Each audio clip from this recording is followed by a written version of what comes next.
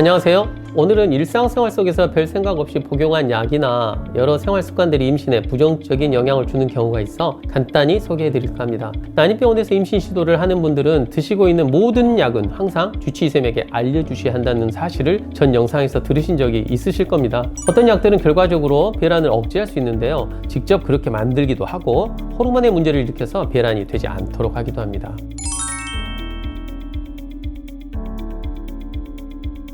한 가지 예를 들어보겠습니다. 유즙 분비 호르몬이라는 게 있습니다. 수유기 때 모유 수유를 하는데 이때 모유가 분비되도록 해주는 호르몬으로 평상시에는 그 수치가 24 이하로 유지됩니다. 만약 어떤 이유로든지 이 호르몬 레벨이 비정상적으로 올라가면 여성의 생리주기를 관장하는 에스트로겐과 프로게스테론의 생성을 방해합니다. 당연히 배란이 잘 일어나지 않거나 1년의 배란 과정이 중단돼요. 난임을 일으키게 됩니다. 위장관 계열 장운동 촉진제 중 돈페리돈 성분의 위장약은 바로 이 유즙 분비 호르몬의 혈중 농도를 상승시켜 아까 말씀드린 대로 배란 과정에 문제를 일으킬 수 있습니다. 그 외 여러 위장약 제산제도 이런 문제를 일으킬 수 있기 때문에 약을 복용해야 하는 분들은 유즙 분비 호르몬 농도를 체크해서 만약 상승한 경우에는 약을 중단할 수 있으면 중단하고 꼭 복용해야 하는 경우는 임신을 다음 달로 미루거나 카바락틴 같은 유즙 분비 호르몬 레벨을 낮추는 약을 복용하고 일정 기간 지난 후 다시 혈액 검사를 해서 정상화되었는지 확인하는 것이 맞겠습니다. 그의 우울증이나 조현병에 사용하는 정신과 약물이나 특정 고혈압 약도 비슷한 원리로 임신을 방해할 수 있으니까 댁에서 그냥 날 잡아보고 있는 분들은 이런 약을 복용하고 있다면 실패할 가능성을 염두에 두고 병원에 와서 상담을 해보시는 것이 좋겠습니다.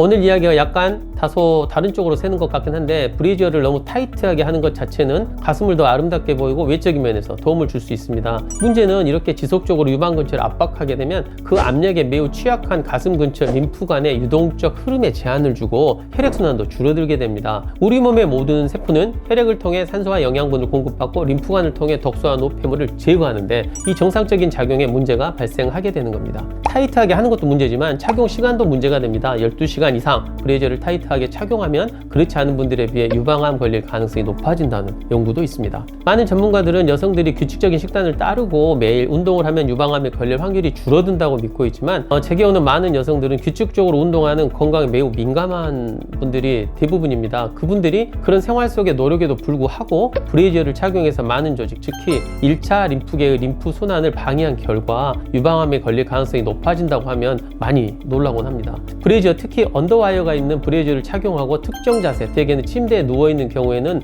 정상적인 림프관의 흐름을 막아서 섬유화와 관련이 있는 산소 포화증, 즉 일반 산소 포화량보다 낮은 산소 포화증을 일으킬 가능성이 높고 결국 암 위험 증가로 이어질 수 있게 됩니다. 그럼 브래지어와 난임이 무슨 관계가 있을까요? 유즙 분비 호르몬은 유방의 자극, 유두의 자극이 가해지면 반응적으로 상승합니다. 그렇기 때문에 브래지어를 너무 타이트하게 오래 하면은 압력이 가해지면서 호르몬 분비가 촉진되고 그렇게 혈중 농도가 올라가면 여성 호르몬 분비를 방해하고 결국 배란이 일어나지 않아 임신은 되지 않게 되는 것입니다. 그래서 유방 건강과 생식 능력 보호라는 두 가지 측면에서 브래지어는 착용 시간을 최소화하고 누워서 자거나 지낼 때는 착용하지 않는 것이 좋겠습니다.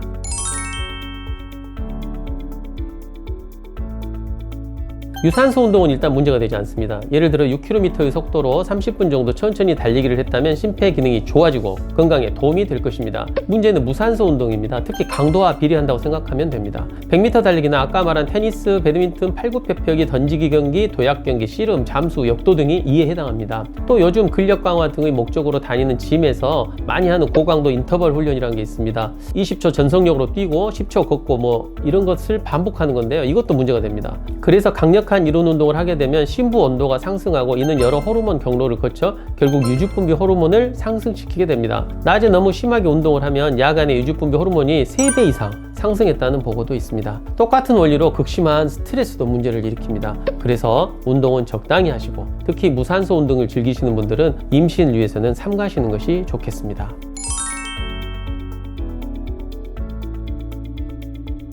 우리 의사들은 개발자들의 의도와 다른 효과가 있는 약들을 그 부작용을 이용해서 사용하기도 합니다. 비아그라는 심장병 약이었고 자궁 수술을 하기 전 자궁 입구를 부드럽게 만드는 약으로 알려져 있는 사이토텍은 원래 위장약이었습니다. 그런데 이 약을 먹은 여성들에게서 유산이 많이 일어나 알아보니 자궁 입구를 부드럽게 하고 넓혀버리는 작용이 있다는 것을 알게 되어 임신 중에는 금기약이 되었습니다. 세레브릭스라는 약은 골관절 통증을 가라앉히는 진통제입니다. 그런데 저 같은 경우는 이 약을 시험관하게 시술할 때 한두 개만 잘하는 분들에게 마지막 며칠 하루 4번 복용토록 하고 있습니다. 왜 그럴까요? 이 약의 원리 때문입니다. 세레브릭스는 근육의 수축을 막는 원리로 진통 효과를 냅니다. 난소의 난포 내의 난자는 난포의 수축이라는 작용을 통해 나팔관으로 나오게 됩니다. 난포도 결국 근육 수축과 같은 원리다 보니 세레브릭스를 먹게 되면 배란이 일어나지 않게 되는 거고요. 프루펜이나 세레브릭스 같은 진통 소염제 중 여러 가지가 모두 비슷한 작용을 합니다. 즉 배란기 때 먹게 되면 배란을 억제해서 임신을 방해하게 된다는 것입니다. 그러나 지금 보시는 표처럼 다행히 타이레놀은 통증 완화하는 기전이 다르기 때문에 안심하고 사용해도 된다고 여러 논문들과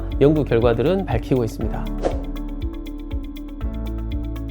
오늘은 일상생활을 하면서 무심코 또는 도움이 되라고 했던 여러 행동들이나 습관들이 어떻게 임신을 방해하는지에 대해 알아보았습니다. 요약하면 약국에서 파는 일반 의약품이든 처방받으신 약이든 무조건 임신 시도 중에는 병원에 문의를 하든지 아니면 난임병원에 다니신다면 담당 선생님한테 알려주셔야 합니다. 영상에서는 브레이저만 말했지만 너무 타이트한 바지 역시 질염과 신부정맥염, 요로감염, 두드러기 등을 일으킬 수 있기 때문에 삼가시는 것이 좋겠습니다. 마지막으로 너무 격렬한 운동 역시 건강에 도움이 될지는 모르지만 임신 오히려 악영향을 주니까 이 점 참고 바랍니다. 운동과 마찬가지로 강력한 스트레스 상황도 똑같은 기준으로 배란을 억제합니다. 스트레스는 육체적인 면, 즉 과도한 육체 활동이나 수면 박탈, 거의 단식에 가까운 다이어트 등도 해당되지만 심리적인 면도 굉장히 크게 작용하니까 마음의 평화를 가지려는 여러 노력들도 어려운 이야기지만 늘 시도하셔야 할 것입니다. 시청해 주셔서 감사합니다.